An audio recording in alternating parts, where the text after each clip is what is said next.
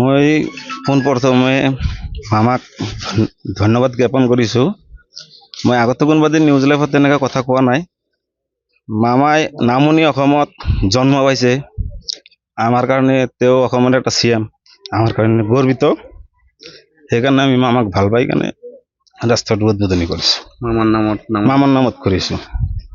কি ক'ব মামাক কি আহ্বান জনাব? ৰাস্তাত আৰু কৰণীয় কাম আছে, কাম চাম আছে, এইগিলা মামাই তদন্ত কৰি কৰিব।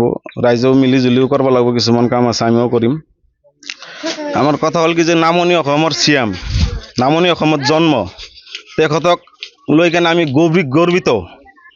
আমাৰ বুকু ফুলি আহে, আমাৰ নামনি অসমত হিমন্ত বিশ্ব শৰ্মা জন্ম পাইছে।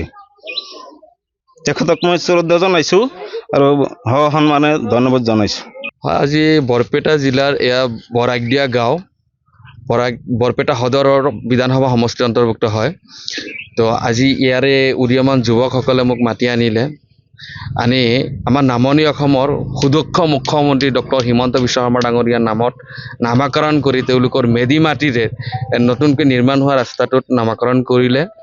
আৰু সেই নামাকৰণ কৰা ৰাস্তাটোত মাননীয় মুখ্যমন্ত্ৰী ডাঙৰীয়াৰ নামত উৎসৰ্গিত কৰা এই ৰাস্তাটোত মই শুভ উদ্বোধন কৰিব পাই নিজকে ধন্য মানিছোঁ।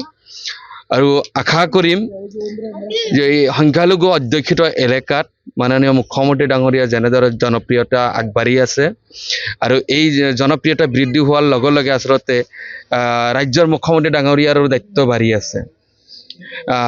উন্নয়নমুখী যাত্ৰা যি অসমৰ, এই উন্নয়নমুখী যাত্ৰাই সকলো জাতি জনগোষ্ঠীকে চৈ যাওক তাৰ কামনা কৰিম।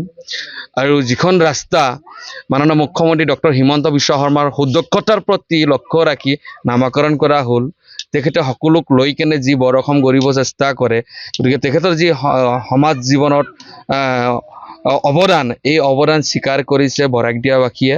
গতিকে ডক্টৰ হিমন্ত বিশ্ব শৰ্মা পথ দক্ষিণ বৰাকদিয়াত নতুনকৈ নিৰ্মাণ হ'বলগীয়া আৰু বহুত কাম কৰিবলগীয়া আছে ইয়াত।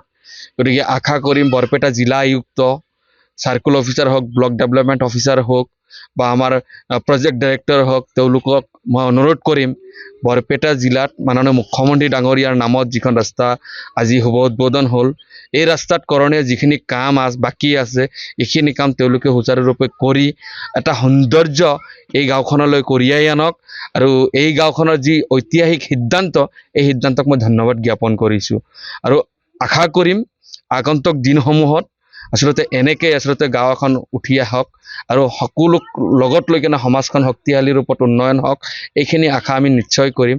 আৰু নিজকে গৌৰৱবোধ কৰিছোঁ মাননীয় মুখ্যমন্ত্ৰী ডাঙৰীয়াৰ নামত উৎসৰ্গিত হোৱা এখন পথ মই নিজে আজি উদ্বোধন কৰিব পাৰিছোঁ, আৰু তাৰ কাৰণে মই নিজকে ভাগ্যৱান বুলি ভাবিছোঁ। আৰু আশা কৰিম মাননীয় মুখ্যমন্ত্ৰী ডাঙৰীয়াই নামনি অসম তথা বৰপেটা জিলাত যেতিয়াই পাৰে আহে, এবাৰ যদি এইখিনি ৰাইজক এবাৰ মাত দি থৈ যায়, তাৰ কাৰণে মই অনুৰোধ ৰাখিম। যিকোনো খবৰৰ বাবে যোগাযোগ কৰক আমাৰ এই নম্বৰত 9181 307 221।